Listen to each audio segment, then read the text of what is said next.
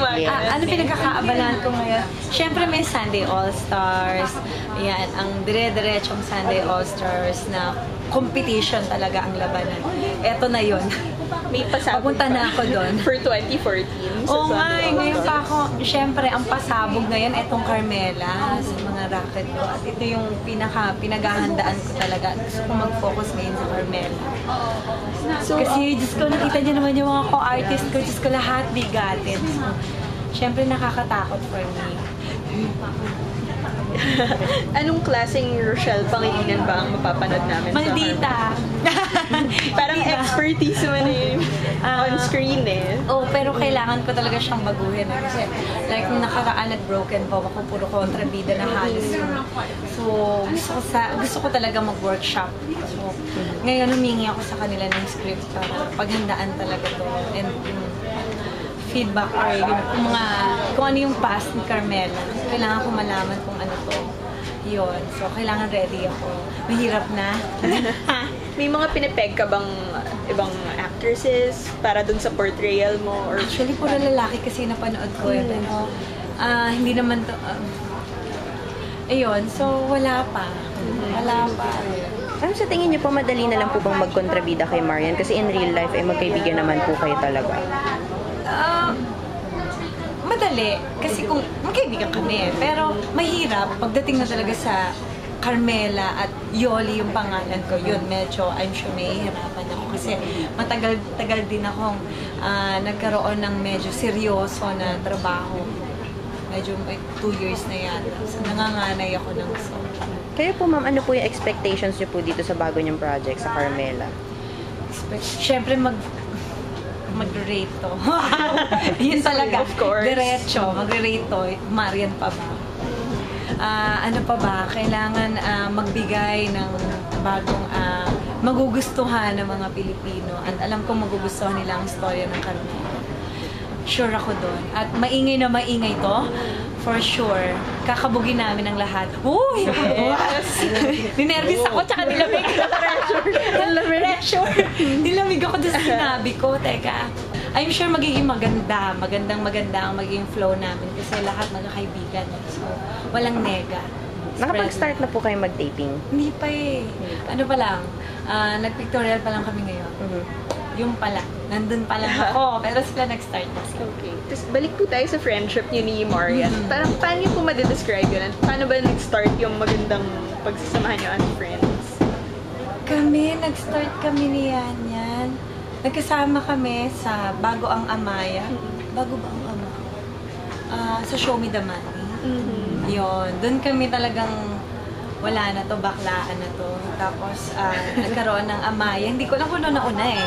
Alam ko na ano ang Show Me the Money o kasabay. Kasi, mahilig siya sa hard masyado sa sarili to eh. Yung talagang workaholic masyado. So, tapos biglang meron lang siya sa isang linggo niya na gusto niya masaya lang. Lagi siyang ganun. So, minsan nasasabayan ko siya, minsan na-stress na ako siya. Hi, bakla! Ganun. So, kailangan, ano lang talaga to, laging good vibes. So, dun, bukod sa magpinsan yung parehong boyfriend namin, tumitingin na kami in the future na wala na sigurong no choice na kaming dalawa. No choice. Kung hindi, soon to be, sana, maging isa kaming pamilya. Banded for life. Oo. Wala siyang choice. Wala siyang choice. Hindi, ayun na yun. Family na. Kasi actually, naitingin na namin sa isa't isa. Tsaka, ganun niya rin naman ako tinuring. Ganun din naman niya ako minahal. So, bakit naman hindi mo susuklian? So, does it mean na ikaw, malapit-lapit ka na ba Confirmed. Depende. Kung magbibigay ng sing-sing si Jowa. Minsan, tatanungin ko na siya. Uso na ba ngayon yung babae na hindi? So, siguro, sana. Alam ko naman na ibibigay yan ng Jowa. Aside po from Marian, sino pa po yung looking forward kayo na makatrabaho o maka-eksena? Siyempre, si Miss Agat Isin. Grabe, dati bata pa lang ako. Ang sakit. Pinapagod ko na siya. Sobra. Actually, ako rin ang bata. Grabe, lahat. Karamihan dito, ng aktor, actress. dalubhasa. Baka marinig na naman ako. So, yun, nakakatakot. Tsaka nakaka-tension para sa akin. Kasi, in a way na nakakatakot magkamali sa lines, yung mga ganon. And then, kulangin ka sa reaction. Ganon. Sobrang, lalo na si Sir Raymond, bagat si Sir Roy Vinzon, na nakasama ko na rin naman. Bata pa ako noon. 15 years old. sa Virtud ng Puti. Ayun. So, yun, doon pa lang. So, ngayon pa lang ulit kami magkakatrabaho lahat. Kasi ngayon pa lang din naman ako magkakatakot masyadong heavy. Yun, na-mention niyo po mabigat yung racket ngayon. Paano niyo pa po hinahandle yung pressure nito at saka yung sa SAS na sobrang competitive ng magkasabay? Papunta na ako doon. Papunta na ako doon bilang leader ko ngayon ng Tweet Hearts. Sobrang pressure talaga. Kasi papunta ako dito kanina, kulang-kulang, ang daming problema sa Sunday All Stars, stress today. Ayun. Papunta na ako, ang daming problema. And then ngayon, babalikan ko sila para harapin lahat ng problema ko. Isa lang, kaya ko yan. Kinakaya naman. And ang importante kasi nag-enjoy ako sa ginagawa ko. Yun naman siguro yung pinakamaganda. Then happy ako ng blessing na sa unang taon meron agad. So talagang bonggang-bongga na itong regalo para sa akin. Ikaw, isa ka na sa mga institusyon sa dancing.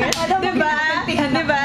So, dun sa mga bago, sino yung parang na-foresee mo na pwedeng maging next big thing? Si Raisa May. Si Raisa Pagsasayaw.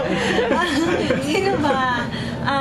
Marami. Ang daming magagaling ngayon. Like si Yasi, si Winwin. Actually, si Mayton, magaling si Mayton, si Diva. Lahat ng nasa Sunday All-Stars, magagaling silang babae. Actually, kahit naman lalaki, magagaling. Like si Seth, si Heras, yun na yun eh.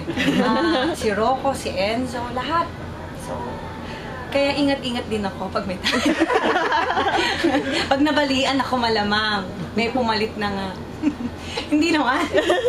Okay, ayun. So, lahat may chance. Malaki ang chance. Tsaka, Mario, Seth, nakakasabay ko na nga sila. Si Winwin nga, ganito pa lang.